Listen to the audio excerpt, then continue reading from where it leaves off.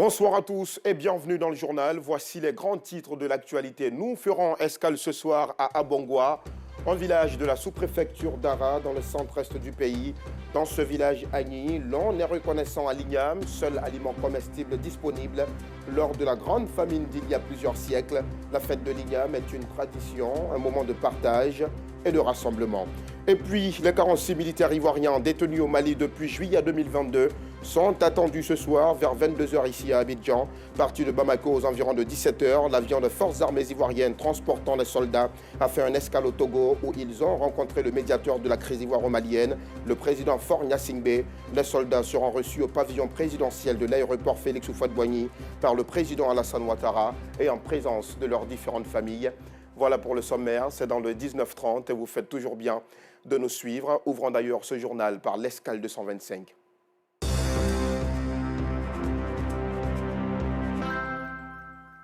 Il y a longtemps, très longtemps, le peuple Agni a résisté à une grande famine grâce à l'igname. Depuis, ce tubercule est devenu un symbole très important des Agni. À Abongwa, un village de la sous-préfecture d'Ara, dans le centre-est du pays. Un culte lui est même dédié en fin d'année. Cette célébration de l'igname est aussi une occasion pour rassembler les filles et fils du Moronou. Et la célébration porte à juste titre le nom de Kambonou. Mettons-nous ensemble en langue locale. Un sujet de Théodore Zouzou, commenté par Anissette Conan-Blessing. La danse Kambonou en langue locale Agni, qui signifie « Mettons-nous ensemble », conduit un cortège des fils et filles d'Abongwa venus participer à la fête de l'igname. Cette localité du pays est en fête. C'est la fête du Nouvel An chez les Agni Moronou. Le tam-tam parleur à son tour annonce officiellement les festivités. C'est la veille de la fête des ignames, Bédelou, comme on le dit en Agni. Donc alors on appelle les ancêtres, on appelle tout le monde venir fêter. Une célébration séculaire. La bataille fratricide qui avait opposé au XVIIIe siècle nos frères Assanti et leurs frères du Denchira. Ceux-ci ont été battus et ils ont fui vers l'ouest de l'actuel Ghana en quête d'un horizon plus gai, plus tranquille, plus paisible. Et c'est au cours de ce déplacement de population, ils ont connu plusieurs difficultés, surtout le problème d'alimentation. Ils ont vu une igname sauvage, ils l'ont récoltée, ils l'ont mangée. C'est depuis lors qu'ils ont considéré que ce tubercule a été pour eux une source de bonheur, parce qu'ils auraient pu mourir de faim pendant la longue marche. Après la civilité au chef de terre du village, la nuit tombée, c'est un village en ébullition qui ne dormira pas. Les rues sont prises d'assaut par les populations euphoriques. Des pas de danse exécutés dans un nuage de poussière ocre. Ce moment marque le passage du jeudi au vendredi saint. Au lever du jour, le responsable de la mutuelle de développement du village revient sur les innovations de cette édition. On a fait des élections de Miss Aoulaba, voilà, chez nous on dit Biéchoua Clément, c'est-à-dire de beaux garçons. Voilà, il y a eu le concours de danse, il y a beaucoup de choses. Il y a le concours à Walé, le dépistage pour accompagner nos parents, pour prendre leur tension, pour vérifier, prendre leur constance. Donc il y a beaucoup de choses qu'on fait autour. Donc nous n'hésitons pas vraiment à mettre en place toutes ces activités-là pour que les jeunes puissent vraiment s'approprier. Pendant ce temps, dans les cuisines, les femmes s'attellent à préparer les différents mets recommandés pour le rituel Oman. Foufou, on a fait des foufous, il y a foufou blanc, il y a foufou rouge aussi. On fait le foufou pour donner les enceintes. Des sauces que seuls les Agni Moronou ont le secret sortent également des cuisines. Des plats beaucoup prisés. Sauce gombo écrasée là, quand on a, on ne trouve pas pour manger. Donc aujourd'hui spécialement, c'est ce que je désire manger parce que nous aimons ça et c'est un peu rare. Et c'est très bien fait. Le repas terminé vers 14h, toutes les familles sont captivées par un élément qui mesure la cohésion et la paix en leur sein. Il s'agit du sacrifice. L'anxiété se lit sur le visage quand le poulet est lancé. Il y a une année qui s'est écoulée. Les ancêtres nous ont protégés. Si le poulet ne se couche pas sur le ventre, ça veut dire que nous leur avons fait quelque chose qui n'est pas bien. Il faudrait que nous reprenions ces sacrifices, alors ce n'est pas bien. Il faudrait que le poulet se couche sur le ventre pour qu'on sache que les ancêtres ont été avec nous durant cette année écoulée. C'est pour cela que nous étions inquiets. La joie revient une fois le sacrifice agréé par les ancêtres. Après cette étape, le chef du village, par ailleurs chef de terre, vêtu de blanc, peut enfin aller à la rivière Agbo pour offrir le sacrifice demandé. Nous rentrons dans une belle année, donc tout ce qui est passé, on laisse tomber et on se projette sur le futur. Donc il faut se mettre en blanc. Le vendredi considéré comme un jour saint ici, l'accès du lieu est donc interdit aux femmes. Elles peuvent cependant continuer l'animation à une 50aine de mètres du lieu du sacrifice. Un périmètre établi par le chef du village et les siens. Quand tu as la période de menstru, tu ne peux pas descendre à la rivière. Les vendredis saints, les femmes ne viennent pas ici. Les dimanches saints, les femmes aussi ne viennent pas ici. Ce sont les garçons qui descendent là pour puiser l'eau pour donner à leurs femmes. Hormis ces jours saints chez les habitants d'Abongwa, tout le monde peut se laver dans la rivière Agbo les autres jours pour obtenir les ossements de son vœu. Tu viens à la rivière avec un bon cœur, une bonne demande. Un exemple, si j'ai besoin d'un enfant, je peux venir à la rivière. Je vois le chef de terre qui informe le chef du village. Après autorisation, vous venez ensemble et on fait une libation pour permettre à quiconque, dans son besoin, de pouvoir avoir tout ce qu'il demande. De la rivière, le chef et les 5 chefs de famille, à savoir la famille Bambilé, Wassabo, Malambo Soufoué, Kwabo Soufoué et Akmani Bosoufoué, se rendent à la place publique pour le sacrifice public des 5 familles du village. C'est le moment de retrouvailles pour les enfants d'Abongwa. Avant que nous n'allions sur le site de nos ancêtres qu'on appelle Ermekpatasso, on est tenu de nous pardonner les uns les autres. Sous forme d'une purification, c'est depuis le mercredi dernier que l'ouverture a été faite. Donc à partir de ce mercredi, jusqu'à même mercredi prochain, c'est même pas lundi, mais jusqu'au mercredi prochain, il n'y a pas de palabre. La vénération de l'igname dans cette localité de la sous-préfecture d'Ara est une tradition et définit l'identité culturelle de ce peuple. Prochain rendez-vous, le 8 décembre 2023. Comprenons donc ensemble que l'igname est bien plus qu'un simple tubercule. C'est bien là un pan très important de la riche et belle culture ivoirienne que RTI2 fait la promotion ce soir. Et puis, nous vous le disions en titre, les 46 militaires ivoiriens détenus depuis juillet 2022 au Mali sont attendus ce soir vers 22 h ici à Abidjan. Parti de Bamako aux environs de 17 h, l'avion des forces armées ivoiriennes transportant les soldats a fait un escale au Togo où ils ont rencontré le médiateur de la crise ivoiro-malienne, le président Faure Gnassingbé. Les soldats seront reçus au pavillon présidentiel de l'aéroport Félix Houphouët-Boigny d'Abidjan par le président Alassane Ouattara et en présence de leurs familles qui les attendent. Un accident de la circulation a fait 2 victimes aujourd'hui au carrefour Kadhafi, entre la maison du parti du PDCI RDA et l'université de Cocody. Il s'agit d'une moto rentrée en collision avec un véhicule de type personnel. Si aucune perte en vie humaine n'est à déplorer fort heureusement, l'on dénombre cependant des blessés, tous évacués au CHU de Cocody. Clarisse Kanyala, Anicette Konan-Blessing. 2 victimes dont un blessé grave. C'est le bilan provisoire enregistré dans cet accident de la circulation survenu aux alentours de 15 h au carrefour Kadhafi sur l'AS Université de Cocody, maison du parti du PDCI dans la commune de Cocody. Ce sont un véhicule et une moto de livraison qui sont rentrés en collision. Il s'agit d'un motocycliste et son passager renversé par un véhicule de particulier, donc faisant 2 victimes, dont un blessé léger, l'autre blessé grave.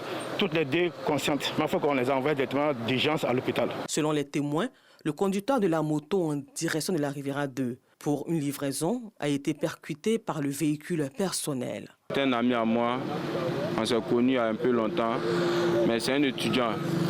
Voilà. Donc il passait, il a vu, il est couché sur la scène, donc il dit il m'a approché pour voir un peu. Donc il regarde, au fait, c'est un ami, c'est un étudiant, il fait livraison. Il a acheté la moto, mais il n'y a pas très longtemps. C'est un peu choqué de le voir coucher comme ça, quoi. Il a été perturbé par une voiture, au fait. Voilà, c'est un peu ça. Et prie Dieu qu'il se rétablisse même. C'est mon jeune frère qui m'a appelé pour dire que mon cousin a fait un accident de moto à Cocody ici. Je ne suis pas venu les trouver sur le champ, mais j'ai vu la moto est gâtée. C'est mon souhait que rien ne se passe de grave. Je veux que tout se passe bien. Les 2 victimes ont été transférées d'urgence au centre hospitalier et universitaire de Cocody pour des soins. Après le grave accident de la circulation survenu à Yamoussoukro, il y a seulement 2 jours, le gouvernement ivoirien et l'ensemble des acteurs du milieu du transport exhortent les usagers à la prudence sur nos routes. Tout naturellement, Anissette Konan-Blessing, en ce début d'année, on ne cessera jamais de le répéter. Soyons prudents au volant et surtout quand nous sommes sur des engins à 2 roues. Et puis, dans le quartier d'Abidjan, plusieurs passerelles piétons en bois permettent aux populations de relier une commune à une autre en passant sur la lagune Ébrié. Un passage risqué au regard de l'état de certaines passerelles piétons, mais qui sont aussi d'une extrême utilité pour la population. Ces passerelles se dégradent à mesure que les piétons y passent.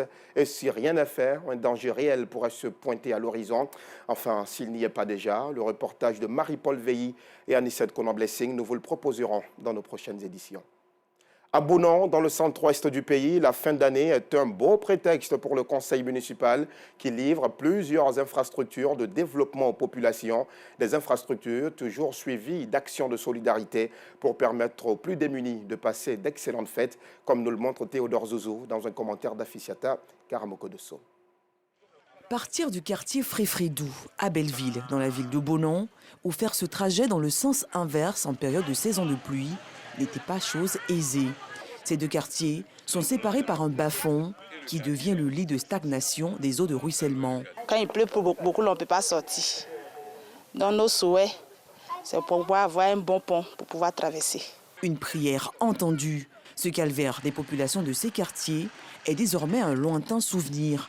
Un dallo vient d'être posé par le conseil municipal pour leur permettre de traverser sans difficulté. Quand il pleut, ce n'est pas possible. Personne ne pouvait passer. Raison pour laquelle nous avons construit ce dallo. Alors pour lier les 2 quartiers. C'est l'amélioration des conditions de vie de la population qui est ma préoccupation. Dans cette vision, plusieurs autres infrastructures à l'actif du conseil municipal livrées. 21 magasins pour permettre aux femmes et aux jeunes de mener une activité génératrice de revenus. Un complexe sportif, entre autres. Nous sommes très heureux de l'infrastructure qui vient de nous être livrée. Ça va nous aider à non seulement améliorer notre santé au quotidien, mais aussi ça va redorer l'image aussi de la ville. Aujourd'hui, c'est un développement. En tout cas, c'est ce qu'on a besoin à Bonan. Moi, je suis fier d'être le fils de Bonan. L'extension du réseau électrique dans les quartiers périphériques, une priorité. Sur cette voie, devant la mairie, 250 tables bancs, 40 prises en charge pour les élèves des familles à faible revenu et du matériel didactique sont remis aux autorités éducatives. La sécurité des populations n'est pas en reste. 3 bons de carburant d'une valeur de 500 000 francs chacun remis à la police et à la gendarmerie. Les responsables de l'hôpital général ont également bénéficié d'un bon de carburant pour faciliter leur mobilité afin de sauver des vies humaines. En cette fin d'année, avec des points d'accident de la voie publique, les références au CHU de Bois, au CHU de Daloa, c'est un ouf de soulagement. Au niveau des apprentissages, le confort de l'apprenant participe fortement à l'installation des habiletés. Voilà pourquoi la hiérarchie se fait fort de nous doter chaque fois qu'il en a besoin, chaque fois que cela est possible, de nombreux tables bancs. Mais ça ne suffit pas.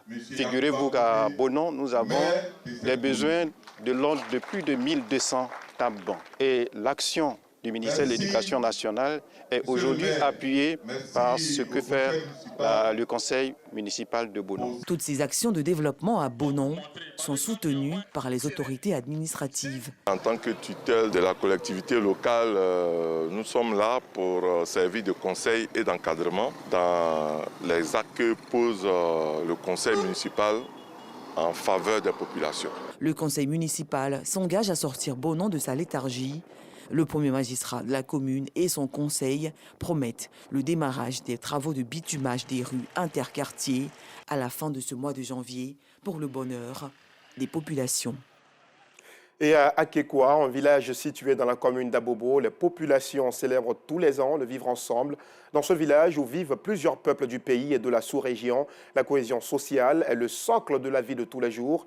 Et les habitants d'Akekwa le démontrent à travers une parade au cours de laquelle les jeunes, les enfants et les vieux chantent et dansent. C'est une initiative de l'association apolitique Sapato Ivoire en collaboration avec la chefferie du village. Nous Sangaré, Pargasso Kone.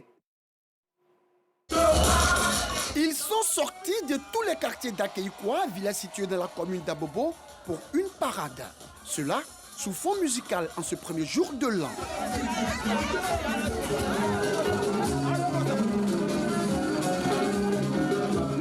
Ces populations issues des différentes couches d'Akekwa ont sillonné rues et ruelles du village pour célébrer le vivre ensemble. Une initiative de l'association Sapato Ivoire en collaboration avec la chefferie. Jeunes, vieux, femmes, enfants, en tout cas tout le monde est sorti.